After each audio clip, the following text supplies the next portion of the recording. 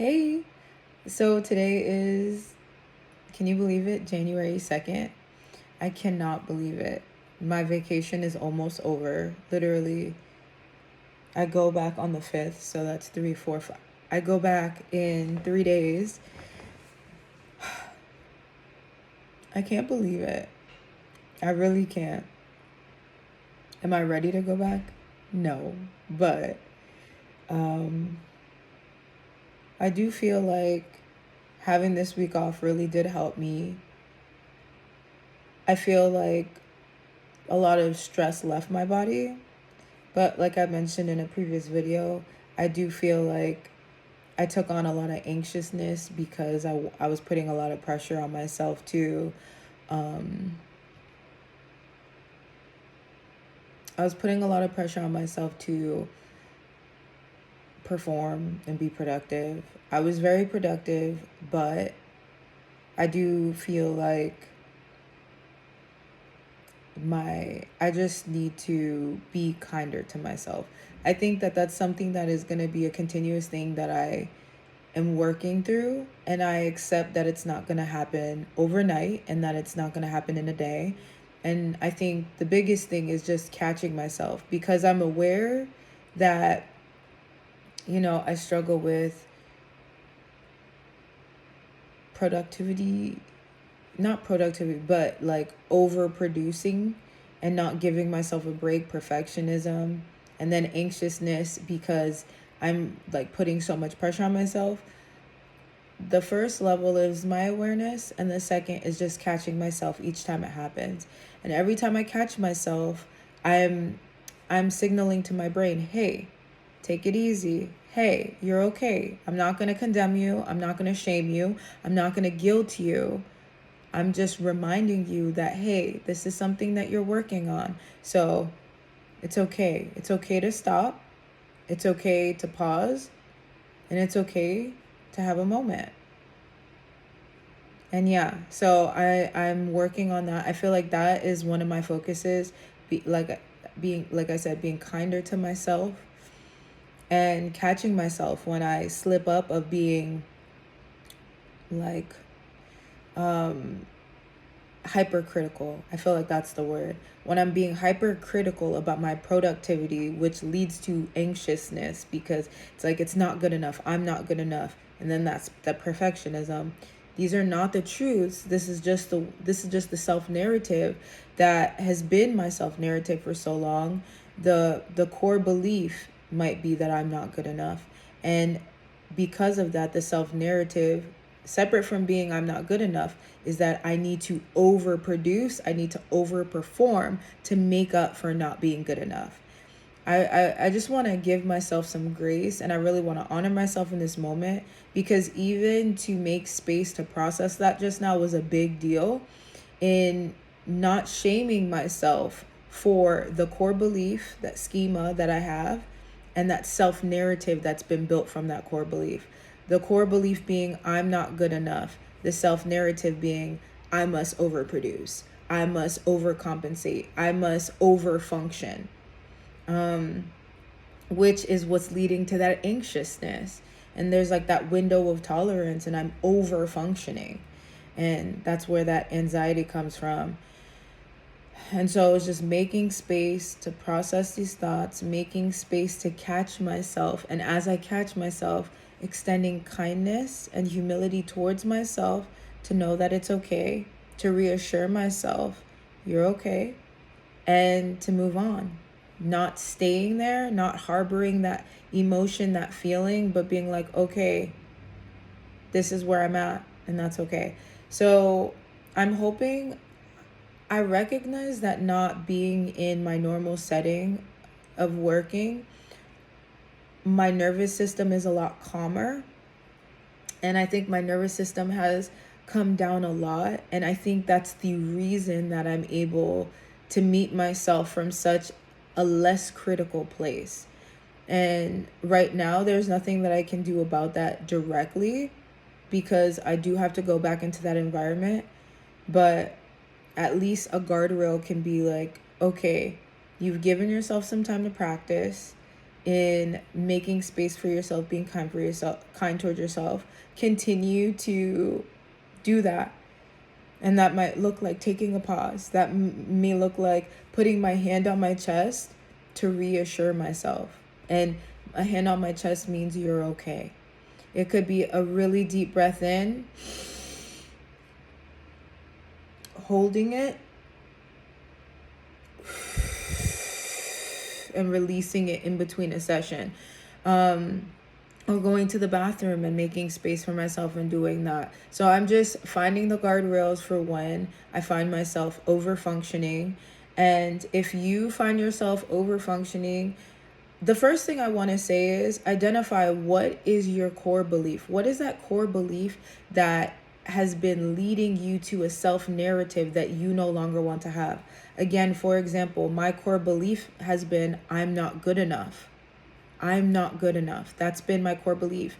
And the self-narrative for that is I have to overproduce to make up for not being good enough. So that's been the cycle, the core belief, and that's been the self-narrative for a while.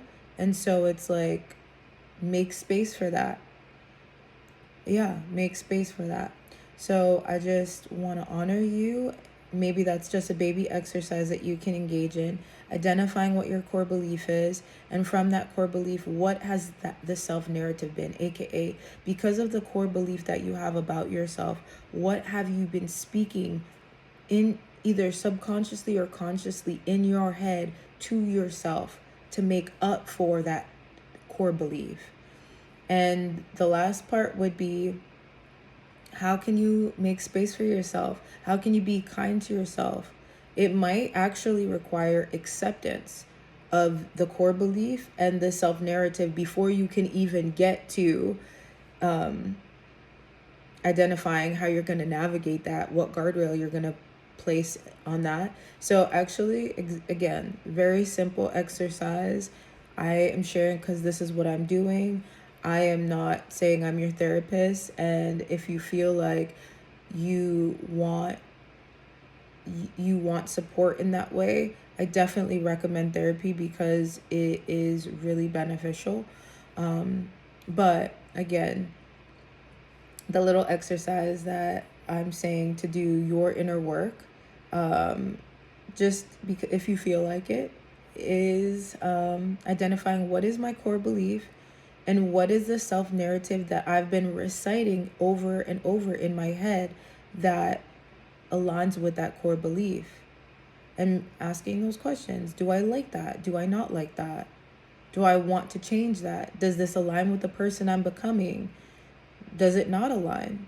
And making peace and accepting that that has been the core belief and self-narrative that you've been operating in for a while. If it has been, if it's not, that's fine too.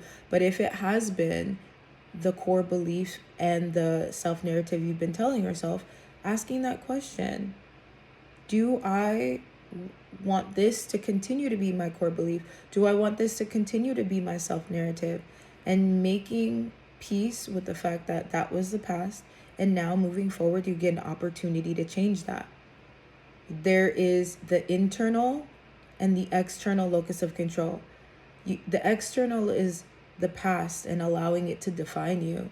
You could be like, that's all I've known. Like, my circumstances, my situations have caused this. So this is just the way that I am. That's an external locus of control. An internal locus of control would be saying, hey, that used to be who I was. Even a minute ago is the past. So that used to be who I was. I no longer want that to be my core belief. I no longer want that to be my self-narrative. So I'm going to accept and make space for the fact that that's been my core belief and my self-narrative for so long. But I am taking back my authority and power through self-determination, that I govern my choices, actions, and decisions. And I can choose to take a step forward by acknowledging and accepting that that was my past. That does not have to be my future. And so I just wanted to share that with you just because I'm on a journey, and I'm number one on a journey of becoming my best friend.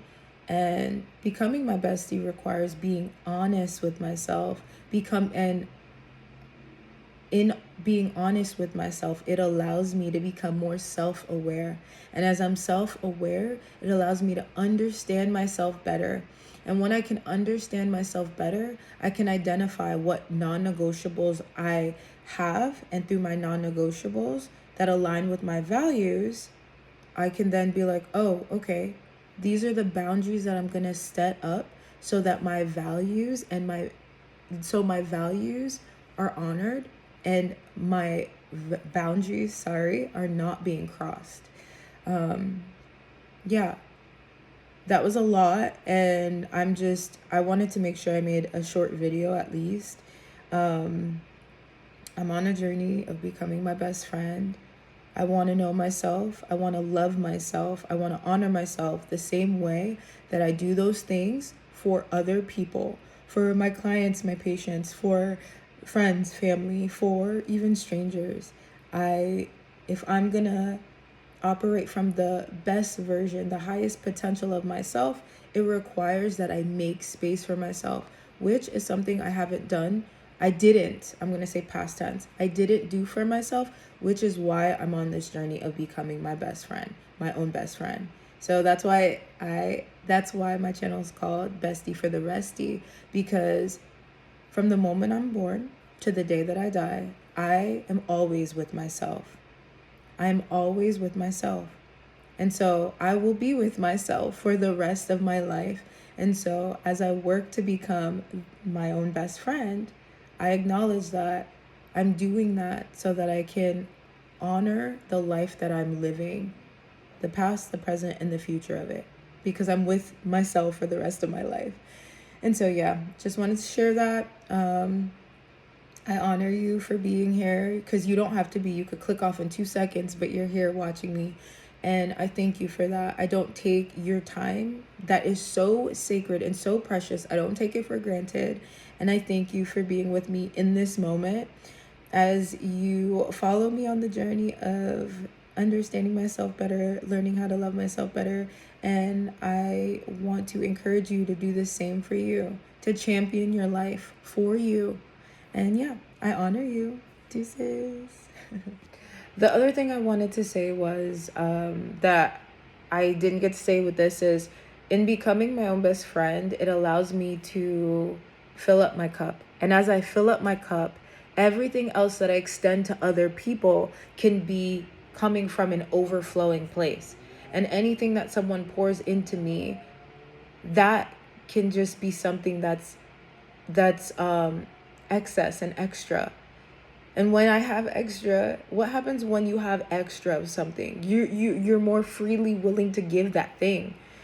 And so I think that sometimes we allow life to consume us and to take hold of us, our situations, our circumstances, our past, our present. But when we begin to identify, okay, I do want something different. Maybe I want something different. Okay, I do want to make some space for myself. When we start to do that, that opens the opportunity for change to really occur. So also, if you felt stuck, maybe it's time to do the very hard thing and face yourself. Facing ourselves is one of the hardest things that we could do in life. Facing ourselves, dealing with the truths about ourselves that we do not like necessarily, that we don't want to touch, that we don't want to expose. But in exposing ourselves, we release ourselves from bondage of whatever that thing is that's been holding us captive. And I mean, this is why I'm saying I'm an imperfect person, but for so long I tried to be perfect. There is no perfect. I will always let myself down. I will always let other people down if I try to maintain a standard of perfection.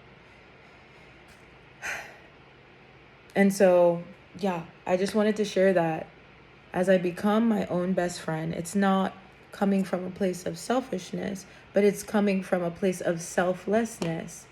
If I can be selfless towards other people, I must be selfless with myself to make that space, to fill my cup, to allow it to overflow so that I'm pouring, I'm giving, I'm loving, I'm doing life from an overflowing place. And in my mind, that's what I identify as joy. Joy that comes from the inside is because I filled up my cup. I'm overflowing.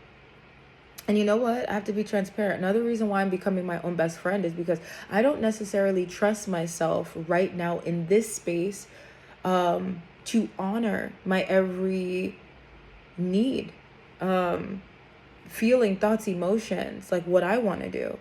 A lot of times in relationships, because of the people pleasing aspect, I've just went with the flow of the current and done what people wanted me to do because I wanted to make them happy. Even if that came at the expense of myself. And that doesn't mean I'm a victim. It means that I made a choice. I made a choice to overcompensate and overfunction in the lives of people. And in that choice, I made another choice to neglect and deprive and not honor, but instead betray myself. And so if any of this resonates with you, this is why it is important to become your own best friend. This is why it is important to do some inner work. Inner work cannot be done until you actually make space to, I was going to say honor yourself, but make space to be honest with yourself. Because honesty with yourself allows for self-awareness. Self-awareness allows for understanding. And understanding helps you identify your values, helps you establish your non-negotiables. And from those two things, your values and knowing what your non-negotiables are, you then can create, establish, and reinforce your boundaries. Boundaries are good. Boundaries are healthy. They safeguard you and they safeguard others from hurting you, or for you from hurting them, because they trigger you by crossing your boundary and you are exposed to these raw feelings that trigger you from a past time, trauma, whatever it is. And so, yeah, I wanted to insert this in there because, or I wanted to say this because I just felt like I needed to share that too. Okay. All right. Deuces for real. Deuces, deuces.